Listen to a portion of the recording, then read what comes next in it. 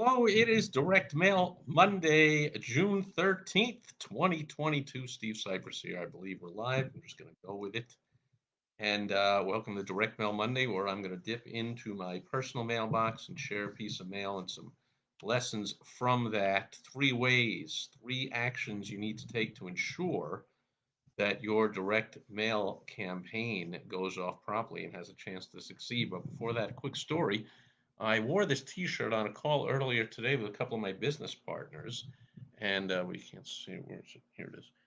It says on there the Raging Rhino, with a picture of the rhino. And for those of you regulars here to listening or reading or watching my videos, you know I love rhinos. I get to see them, some of them behind me on the wall. I have a collection of over 1,000 of them, and you want to know why, and if you don't already, you can go to, and maybe you're watching this video, on my blog at rhinodaily.com, my daily blog that I published for about the past, I don't know, 7, 8 years or so. And you can click there up at the top, says why Rhino, and check it out. But anyway, one of my partners asked, the Raging Rhino, what's that all about? And I said, well, my dad got this T-shirt for me when I think he visited the establishment, and I looked onto the back. It says the Raging Rhino Diner, world's best burgers or something. And I said, yeah, I think it was up in the Northwest or something. And these business partners are in the Portland area. I'm like, I'm in way too hot Phoenix, Scottsdale area. I'm like, it's up in your neck of the woods up there in the Northwest. And he said, really? I just searched for it on Google, and all I could find is the Raging Rhino slot machine. I'm like, really? So let me do some searches, as if my Google is different than his Google, or if I'm some kind of wizard at searching on Google or whatever. I don't even use the search engine myself. But anyway, I did a search and couldn't find the Raging Rhino Diner. So to all calling all Rhino fans out there, if you know of the Raging Rhino Diner or what happened to it, because apparently, if you ask me, it doesn't exist. I searched all over the place and on directories, and I know that a whole bunch of restaurants, diners, pubs and grubs and fine dine or whatever you want to call them, did not survive the great shutdowns of the different various cities and states that refused to reopen or were so kind to let restaurant owners open up at 25% capacity, which means you're going to fail. And no business owner can operate. If restaurant owners are operating at 25 or even 50% capacity, they're calling me, going, "Help! We're going to go out of business. We need some advertising, marketing, and sales advice. We got to get some people in here." So, in their infinite wisdom of hating small business owners and doing everything they can to crush us, the government said, "Oh, we'll let you open at 50% capacity. Oh, and first you have to spend thousands of dollars on plexiglass and updating your your AC, your air systems, and whatever, all kinds of stuff that of course didn't make any difference. Or you have to do outdoor dining. Oh yeah, in the winter, in the northern cold cities, they're like pretty much building an outdoor restaurant, and people are eating indoors just on the sidewalk. I mean, do you remember this? I mean, someday we'll, grandkids will go like, I can't. But no, there's no way the government did any of that. No way. Or maybe they'll just know by then, absolutely, because the signs are there, and sometimes the government lets it out of the bag, and they go, well, of course. But the government hates small business. They love big business. They hate small business. But I'm still amazed that they got away with that stuff. Well, we let them get away with it. But anyway, Raging Rhino Diner, can't find it, doesn't exist. Don't know when it went out of business. If you know anything about it, let me know. But that's it for the Rhino of the day. Let's get right to this one direct mail piece that I received. And it caught my attention because right on the bottom of the front it says, Joel, flip for your bonus reward offer. Joel, well, for those that don't know, I'm not Joel. Nobody here is Joel. My beautiful wife, Michelle, is not Joel. Michelle, Joel, guess close. Has two letters the same, E and L, but Joel. I'm like, what's up with that? So, congratulations. This is an AutoZone mailer, probably by a local franchisee. I don't know, or they pay co-op dollars or whatever it is. But caught my attention. The number one good thing, use that. It's called variable printing, so that the person's name, which is going to show up printed as you see here on the back with the name and address. It's printed there anyway. Might as well print it on the front too, so it personalizes it, right? You can do that, and hopefully you're using. And hopefully, as I talk about a lot, you use more than just the person's name in personalization. That's a minimum with variable printing. Here it would say, what's AutoZone? So auto parts. You would say like you would get a list of everyone who's bought a battery more than X number of years ago, and you'd say, Joel, you got a 3-year-old battery. That thing's going to go any minute now in the 110-degree heat we're having every day, and the summer is going to get to 115 and more. Time for new battery, something like that. Anyway, so I'm like, Joel, what's up with that? Why would it say Joel?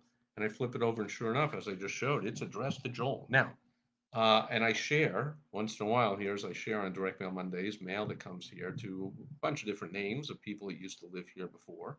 And sometimes mail even comes in my mom's name, and my mom's been deceased for over 5 years. But as the executive of her account, I had all her mail forwarded here, but she's still getting mail 5 years later and never even lived here. But in this case, I didn't recognize the name. Joel Jew. Never heard of you, Joel Drew. And then to top it off, I didn't recognize that address. So normally, again, if you're here on Direct Mail Mondays, you'll see for privacy purposes, I just cross out my address. And I didn't have to cross this one out because I guess that maybe it is or was Joel Drew's address, but it's not mine. I don't even know what city or town that's in. They had my city and zip code right at the bottom, but above it, they had the city and zip code to complete this Joel Jew, which I forget what it was, but it's around here somewhere. And you can see I crossed down here the 5-digit zip code. It was one number different in the zip code. But anyway, I'm like, what's up with that? Two different addresses on the mail piece. There's the 1721 West 10th Place, whatever that is. And then there was my street address and my town and zip code on. I'm like, how did that happen? It made me think, you know what? Things happen. Not everything goes perfectly all the time. So here's 3 steps you can take and you really should take to make sure that even if this does happen to you, which I'm going to guess is a mistake, that this wasn't done like on purpose. They mail it to Steve Sipress at Steve Sipress's address. However, they call me Joel and put Joel and Joel's street address on it. I'm sure that's a mistake, right? So 3 things you can do to ensure.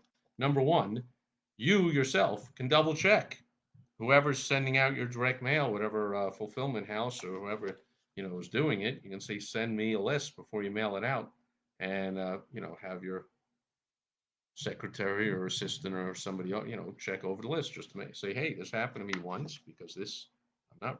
Maybe I'd respond, I guess, but it kind of turns me a little off that it says Joel. So we want to fix that, right? So number 1, you could check it. Number 2, you could hire a actual excellent direct mail house and they will check it. They will scrub the list. They'll make sure there's no dupes. They'll make sure people have not moved. They'll make sure people are not deceased.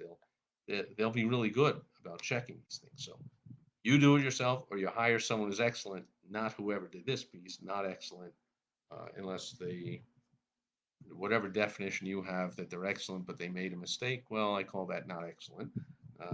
Because if they drop 10,000 of these, that's 10, 20 grand you're popping into this thing. Like, I expect them to go to, I mean, you think I'm the only one? I expect these all to go to the right person, the right address. And number 3, most important at all, is you do campaigns, multiple steps, not simply mail out a postcard and go, hey, I got no response. Direct mail doesn't work. Steve, I don't know what you're talking about. You might as well run for office because everything you say is not true. Well, I assure you I'm not a politician.